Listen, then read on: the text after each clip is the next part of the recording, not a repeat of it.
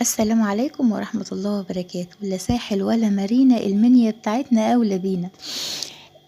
اللهم صل وسلم وبارك على سيدنا محمد وآله وصحبه أجمعين. أنا عايزة بس أوصل فكرة لكل أم حابة إن هي تغير جو لأولادها وتفسح أولادها وتخليهم يستعدوا للسنة الدراسية الجديدة بطاقة وإيجابية.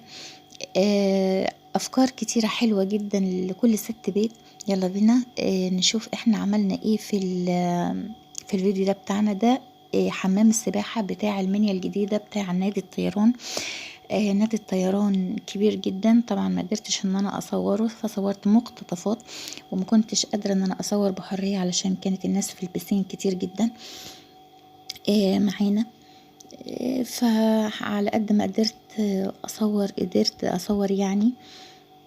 في منتزه للأطفال وفي ملعب وفي كافيهات وفي حاجات كتيرة جدا. عملت ايه انا بقى؟ عملت سناكس للأولاد ده في البيت بعد ما يرجعوا يعني، طبعا علشان ما يسحش من الحر. عملت ايس كريم بأي فاكهة مجمدة عندك في الديب فريزر.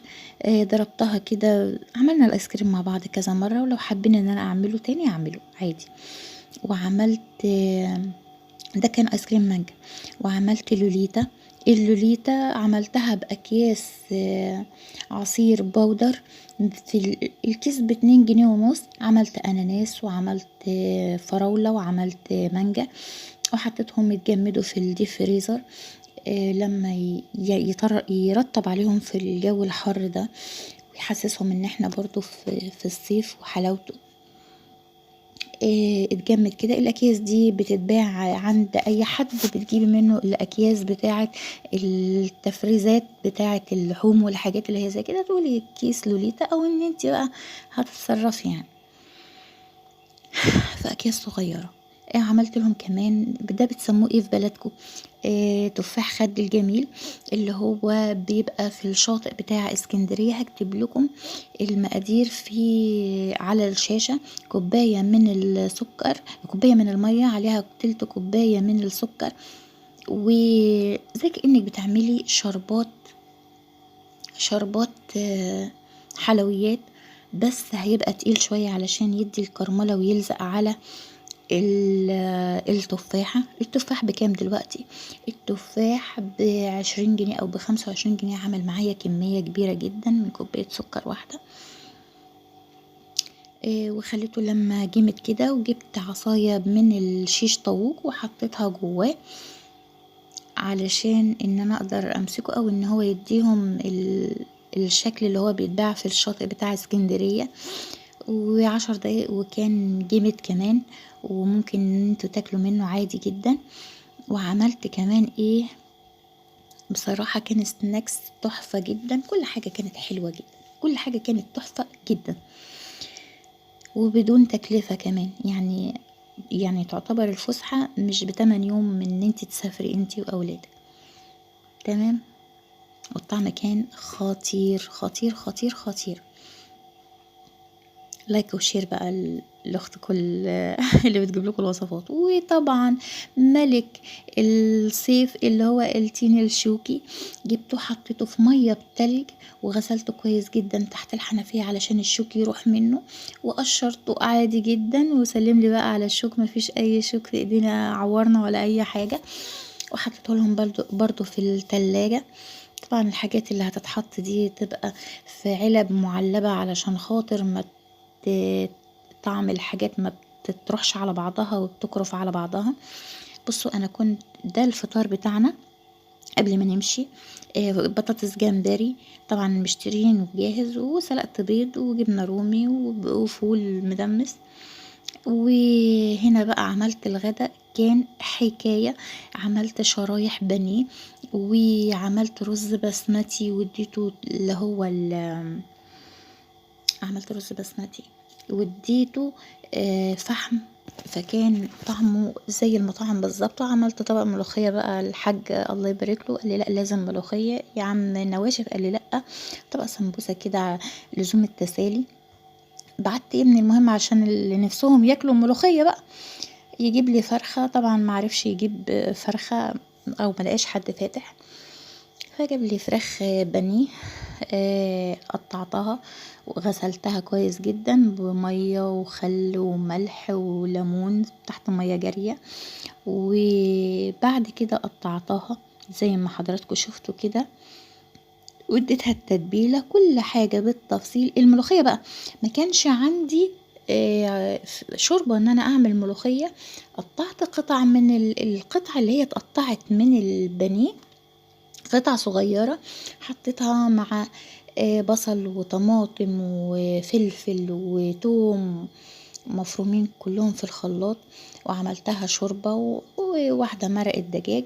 فكان الطعم كان حكاية، كانت ملوخية بقطع الفراخ. او ده البصل بقى ضربته في الخلاط، خفت بقى لحسن النور كان يقطع عليا، مع التوم حطيتهم في الخلاط كده مع الفلفل، ورحت مدياهم ضربة. يلا بينا نعمل الرز البسمتي الجميل بتاعنا المبهر، ونشوف احنا عملناه ازاي. بصوا وديته فحمة بقى، بس في حاجات كتيرة من الفيديوهات انا شلتها علشان خاطر وقت الفيديو. حطيت بصلة حمرتها كده يا دوبك طلعت ريحتها، ونزلت بجزرايه بس كده مبشورة تديله حلاوة وطعم ولون، ونزلت بالتوابل دي جاهزة من عند العطار. قولوا له توابل رز بسمتي، كلنا بنعمل الرز البسمتي دلوقتي في البيت، وورق لوري وليمون دراي. انا بصراحة بحب التوابل المفرومة علشان ما تضايقنيش في البق واحنا بناكل يعني، واقعد اطلع بقى حبهان يطقطق في البق والكلام ده. واديته بقى المية بتاعته لان والتوابل، وخلاص على كده. او انت عندك شوربة حطي بقى، انا ما كانش عندي شوربة، انا كان عندي بانيه، وكان عندي كام واحدة بس كده كنت جايباهم معايا، صباعين كفتة كده حطيتهم معاهم برضو. دي بقى الدقة بتاعة الملوخية، شايفين حطيتها بقى وقعدت ادق في الهون، بتاع توم على الكزبرة على الفلفل على الحاجات الحلوة اللي بتطلع ريحة دي. عملنا الملوخية مع بعض كتير قبل كده، بس انا بديكم فكرة ان انا ما كانش عندي شوربة واتصرفت ازاي.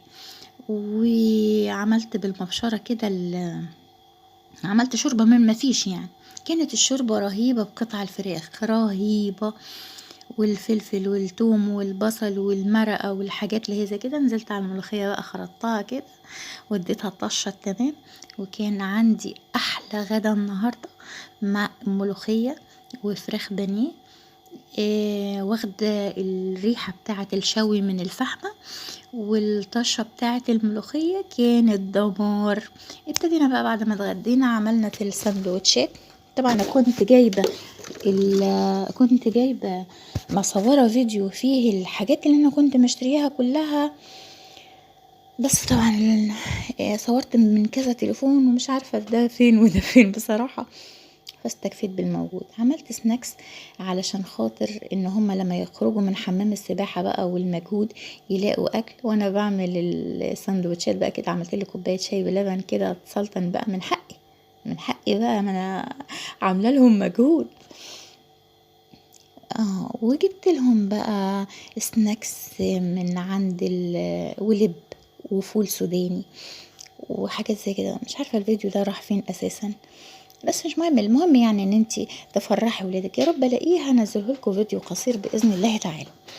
عملت الساندوتشات والشيبسي بقى، وجبت لهم كمان سناكس مصري، سناكسات مصرية، ان هم ما حبتهمش ان هم يشتروا اي حاجة من بره، اي حاجة من بره.